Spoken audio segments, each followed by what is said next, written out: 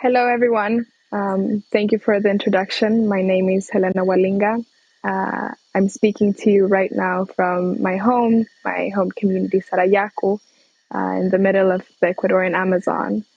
Um, my community is a people that has been struggling against the oil companies for since before I was even born, and it's a fight that my generation and my peers have decided to follow and to follow in my elders' footsteps.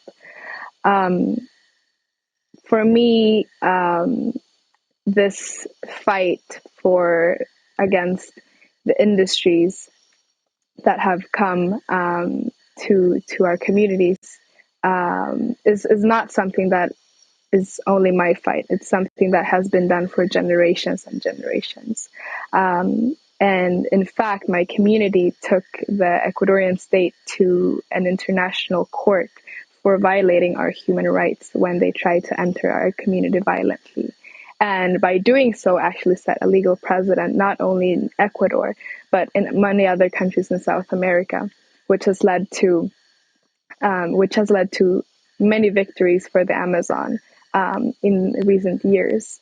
I come from a place where we have beautiful waterfalls, clean rivers. We live off the land, but this, unfortunately, is not the reality for all for the entire Amazon. There is a lot of oil and mining and logging companies trying to come into our territories and take away all the beauty that we have and the harmonious life that we lead in the Amazon. One of these threats is also the building of roads, roads coming into our territories to build oil stations. And this brings the other industries, as the logging industry, with them as well. This has led to extreme pollution in our territories. In the last 2 years, we've seen two of the most devastating oil spills in the Ecuadorian Amazon, the worst ones after the Texaco Chevron case 20 years ago. And all of this has been made and done to us in the name of development. So I often ask myself, what does the word development actually mean? And who is this development for? Because it definitely has not been for indigenous communities in the Amazon and frontline defenders. And on top of all of this, we have climate change coming into our territories in forms of droughts, in forms of huge floods. So my community has been through one of the worst floods in our history in the last 2 years also, leaving my community completely without crops and half of my community losing our homes. So yes, why do we just not transition to renewable energy? Because that would be so much better for the environment and for indigenous communities. So let me tell you about a case with one of my dear friends that they're going through right now. My friend lives in a beautiful place called Piatua, and it's a biodiversity hotspot, they call it. It's right where the Andes meet the Amazon. And right now they're trying to build a hydroelectric power station there.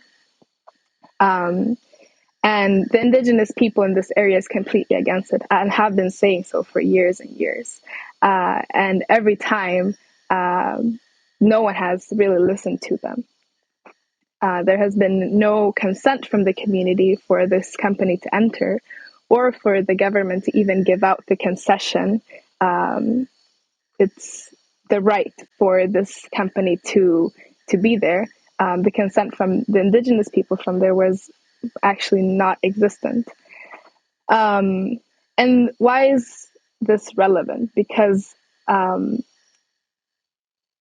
even though there has been an increase in environmental responsibility when it comes to energy companies, there is still a lack of of social accountability and human rights. And there are many studies that actually say that free, prior, and informed consent, which means that Indigenous people actually have the right to decide over our own territories and to actually be consulted and informed of what is going to happen on our territories, and that we actually have a say in what will happen, does not exist when it comes to energy companies, and also in companies that are sustainable or that are green companies.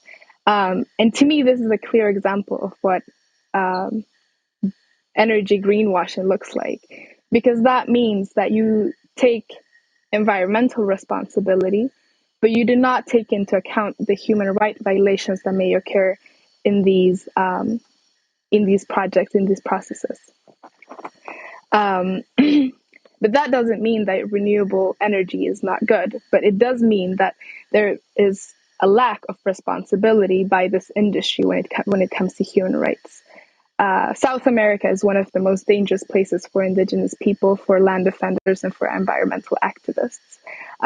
We can see that in our day by day of our peers being threatened, disappeared, murdered, etc. And there is definitely people both in companies, in governments, people with names behind this. So if there is going to be a project that is going through, it needs to make sure that human rights are respected, that is a priority.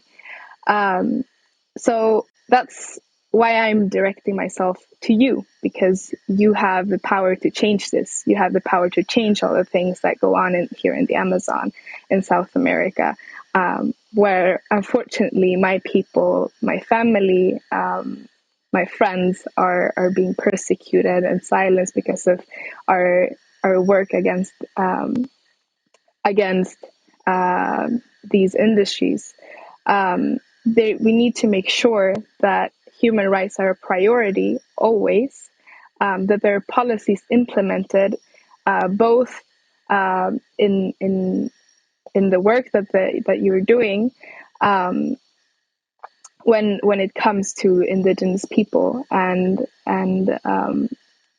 this is something that this is something that should worry all of us, because these are people's lives, and people that live by these lands and only want our future to be secure and to be protected. So I'm really happy to be here, and I thank you for this space.